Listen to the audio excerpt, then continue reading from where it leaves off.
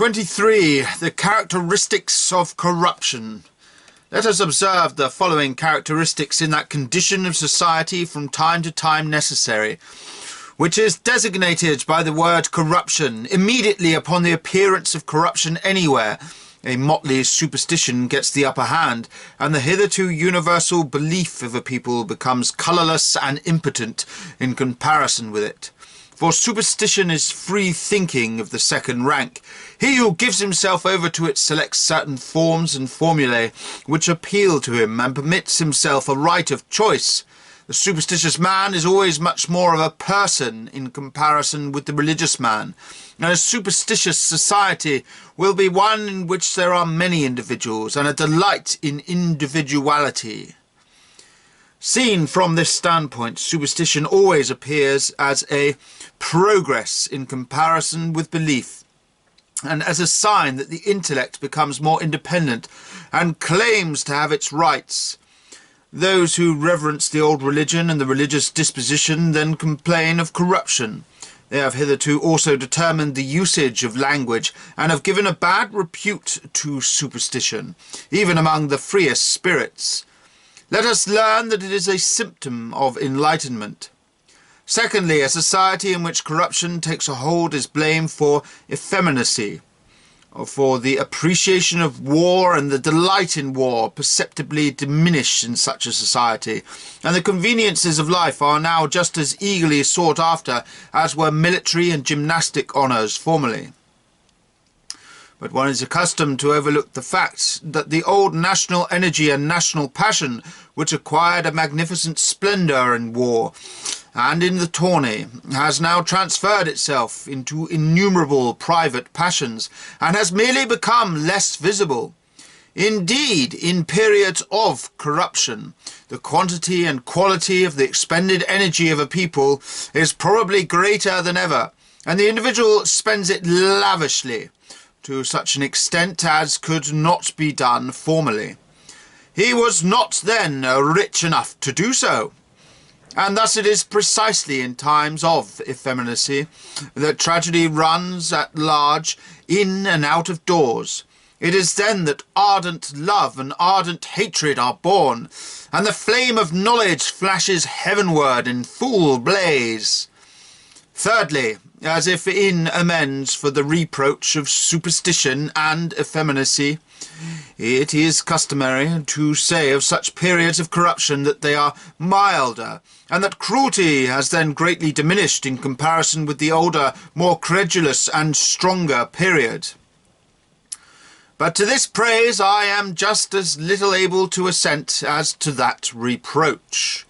I only grant so much, namely, that cruelty now becomes more refined, and its older forms are henceforth counter to the taste. But the wounding and torturing by word and look reaches its highest development in times of corruption. It is now only that wickedness is created, and the delight in wickedness. The men of the period of corruption are witty and calumnious. They know that there are yet other ways of murdering than by the dagger and the ambush. They know also that all that is well said is believed in.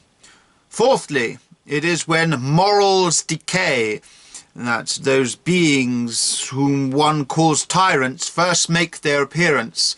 They are the forerunners of the individual, and as it were early matured firstlings. Yet a little while, and this fruit of fruits hangs ripe and yellow on the tree of a people, and only for the sake of such fruit did this tree exist. When the decay has reached its worst, and likewise the conflict of all sorts of tyrants, there always arises the Caesar, the final tyrant, who puts an end to the exhausted struggle for sovereignty by making the exhaustedness work for him. In his time, the individual is usually most mature, and consequently the culture is highest and most fruitful. But not on his account, nor through him, although the men of highest culture love to flatter their Caesar, by pretending that they are his creation. The truth, however, is that they need quietness externally, because internally they have disquietude and labour. In these times, bribery and treason are at their height, for the love of the ego, then first discovered, is much more powerful than the love of the old, used-up, hackneyed fatherland, and the need to be secure in one way or other against the frightful fluctuations of fortune opens even the nobler hands as soon as a richer and more powerful person shows himself ready to put gold into them. There is then so little certainty with regard to the future. People live only for the day, a condition of mind which enables every deceiver to play an easy game. People, of course, only let themselves be misled and bribed for the present, and reserve for themselves futurity and virtue. The individuals, as is well known, the men who only live for themselves, provide for the moment more than do their opposites, the gregarious men, because they consider themselves just as incalculable as the future, and similarly they attach themselves willingly to despots, because they believe themselves capable of activities and expedients which can neither reckon on being understood by the multitude nor on finding favour with them. But the tyrant or the Caesar understands the rights of the individual even in his excesses, and has an interest in speaking on behalf of a bolder private morality, and even in giving his hand to it. For he thinks of himself and wishes people to think of him what Napoleon once uttered in his classical style. I have the right to answer by an eternal "thus I am" to everything about which complaint is brought against me. I am apart from all the world. I accept conditions from nobody. I wish people also to submit to my fancies and to take it quite as a simple matter, if I should indulge in this or that diversion. Thus spoke Napoleon once to his wife, when she had reasons for calling in question the fidelity of her husband. The times of corruption are the seasons when the apples fall from the tree.